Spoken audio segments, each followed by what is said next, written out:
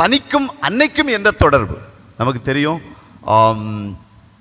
தூத்துக்குடியிலே பனிமய அன்னை ஆலயம் இருக்கிறது. இதோ கோலாகலமாக பனிமய அன்னையின் ஆலயம் திருவிழா கொண்டாடப்படுகிறது. லட்சக்கணக்கான மக்கள் அங்கே வருகிறார்கள், திருவிழாவிற்கு வருகிறார்கள், கலந்து கொள்கிறார்கள். ஆகவே இந்த அன்னைக்கும் பனிக்கும் என்ன ஒரு தொடர்பு அப்படின்னு பார்த்தோம்னா, 325ஆம் ஆண்டில் புதுமை ஒன்று நடந்தது.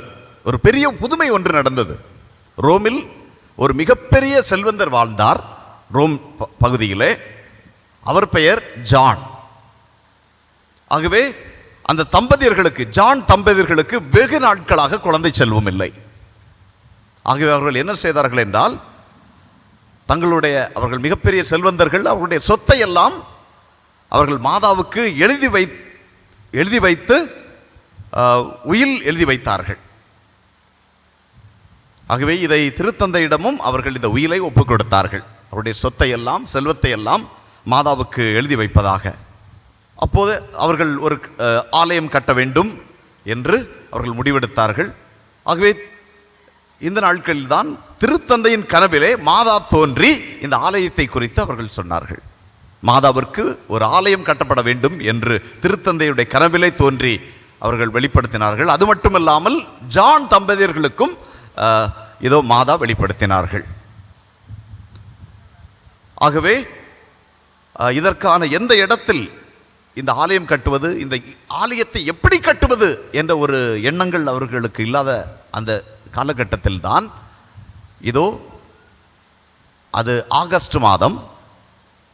ஆகஸ்ட் மாதம் என்றாலே ரோம் பகுதியிலே ரொம்ப கோடை நாட்கள், ரொம்ப வெயில் அதிகமாக இருக்கக்கூடிய நாட்கள், அது பனி இருக்கக்கூடிய நாட்கள் அல்ல, மிகவும் சூடாக இருக்கக்கூடிய நாட்கள் தான் ரோமிலே இந்த ஆகஸ்ட் மாதம்.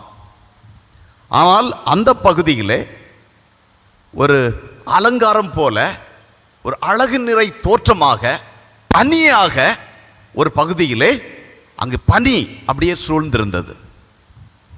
ஆகவே கடவுள் மரியாள் இதை இந்த இடத்திலே எப்படி வடிவமைக்க வேண்டும், எப்படி ஒரு ஆலயம் கட்ட வேண்டும் என்று அந்த பனி வடிவிலே இதோ அவர்களுக்கு வெளிப்படுத்தினார்.